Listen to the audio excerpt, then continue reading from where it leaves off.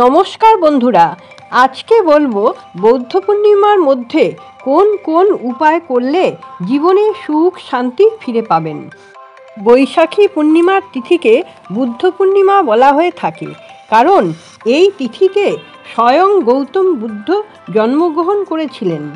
এই দিন তিনি সিদ্ধি লাভ করেছিলেন এবং মহাপরিনির্বাণ করেছিলেন এই দিন।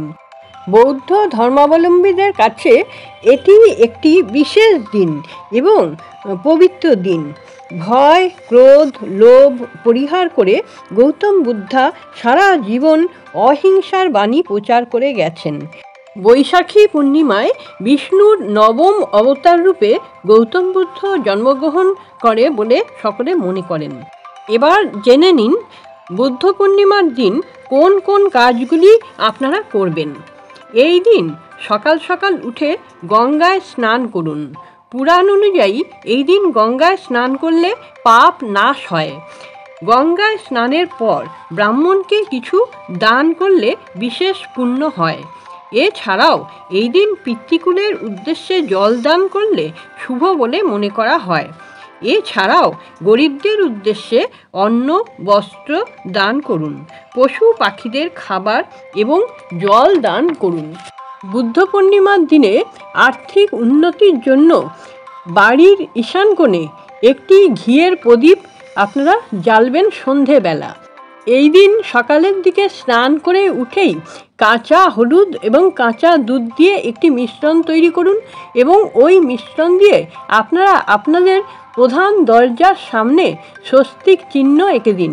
দুদিকেও আঁকতে পারেন, আবার একদিকেও আঁকতে পারেন, আবার দরজার মাথার উপরেও আপনারা আঁকতে পারেন।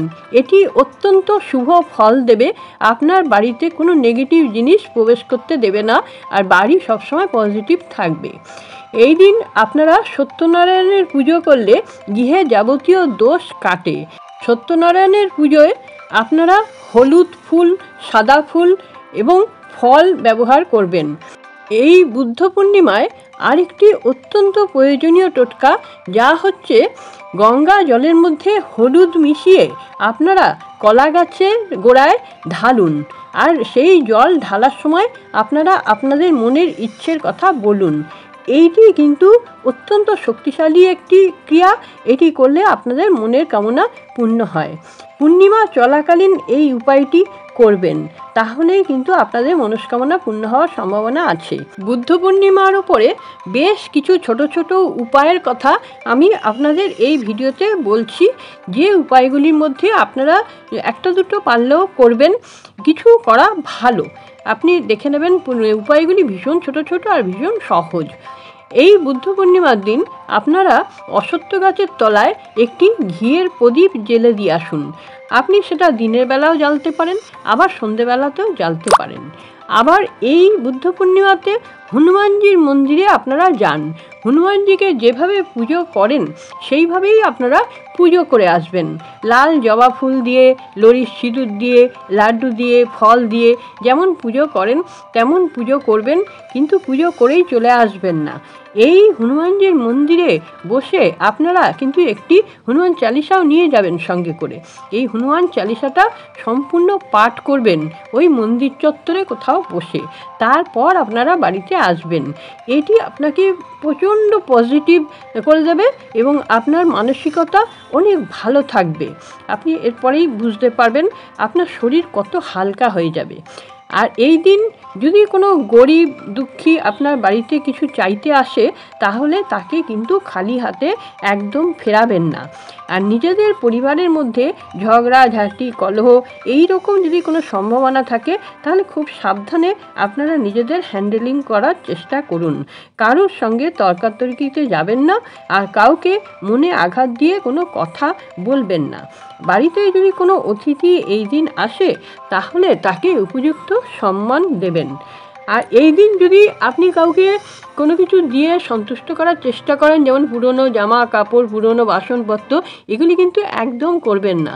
যদি আপনার দিতে হয় আপনি নতুন কিনে দেবেন, আপনার ব্যবহার করা জিনিসটা একদমই দেবেন না। আর নিজেরাও কিন্তু ছেঁড়া ফাটা ফুটো এইসব জামা কাপড় এই দিন পরবেন না, কারণ এই দিন পৃথিবীতে ভীষণ পজিটিভ রে থাকবে। এই পজিটিভ রেটা যতখানি পারবেন আপনি নিজে গ্রহণ করার চেষ্টা করুন, সব থেকে ভালো হবে যদি আপনি 5-10 মিনিট বসে নিজের মধ্যে নিজেকে জারিত করতে পারেন। পূর্ণিমার এই যে পবিত্র আলো এবং সেই সঙ্গে এই বৌদ্ধ পূর্ণিমা, গৌতম বুদ্ধাকে যেরকম বলা হচ্ছে বিষ্ণুর নবম অবতার, তেমনি কিন্তু আবার এটাও বলা হয় এই গৌতম বুদ্ধাই হচ্ছেন জগন্নাথ দেব। ইতিহাস ঘাটলে অনেক কিছু পাওয়া যাবে, কিন্তু আমি অত বড়র দিকে যাচ্ছি না। আপনারা জেনে রাখবেন গৌতম বুদ্ধার শক্তি অসাধারণ। এই শক্তির আশীর্বাদ আপনারা নিজের গায়ে মেখে নেওয়ার চেষ্টা করুন। এটি 5-10 মিনিট বসে যখনই আপনারা উপলব্ধি করবেন তখনই আপনি নিজেই বুঝতে পারবেন কিভাবে এই আশীর্বাদ বা এই রে আপনাকে জারিত করছে। এবং এই পবিত্র তিথিতে আপনারা চেষ্টা করবেন নিরামিষ আহার গ্রহণ করতে। কোনোভাবেই আপনারা মাছ মাংস এগুলো গ্রহণ করার চেষ্টা করবেন না। আর নেশা যারা করছেন নেশা থেকে একটু দূরে থাকুন, কেন এই পবিত্র দিনটাকে কাজে লাগান। এই দিনটা কাজে লাগালে আপনাদের সার্বিক উন্নতি হবে। এটি আমি আপনাদের সবাইকেই জানিয়ে দিলাম কি কি করলে আপনাদের ভালো হতে পারে। যদি এগুলো মেনে চলেন তাহলে খুব ভালো থাকতে পারবেন। বন্ধুরা, আশা করছি এই ভিডিওটি আপনাদের ভালো লেগেছে। যদি ভালো লেগে থাকে তাহলে আপনারা একটি লাইক দিয়ে দেবেন। যারা আমার চ্যানেলটি সাবস্ক্রাইব করে দিয়েছেন তাদের জন্য অনেক অনেক ধন্যবাদ রইল। যারা এখনও সাবস্ক্রাইব করে উঠতে পারেননি তারা আমার চ্যানেলটিকে সাবস্ক্রাইব করে দেবেন, তাহলে আমার ভিডিও নোটিফিকেশান আপনার কাছে সবার আগে পৌঁছে যাবে। বন্ধুরা, আপনারা সকলে খুব ভালো থাকুন, আনন্দে থাকুন, সুস্থ থাকুন এবং হাসি মুখে থাকুন। আমি ডালিয়া মুখার্জি, ডালিয়া রেইকি ইনস্টিটিউটের পক্ষ থেকে আপনাদের জানাই অনেক অনেক শুভেচ্ছা। আপনাদের সঙ্গে আমার দেখা হচ্ছে পরবর্তী ভিডিওতে। নমস্কার।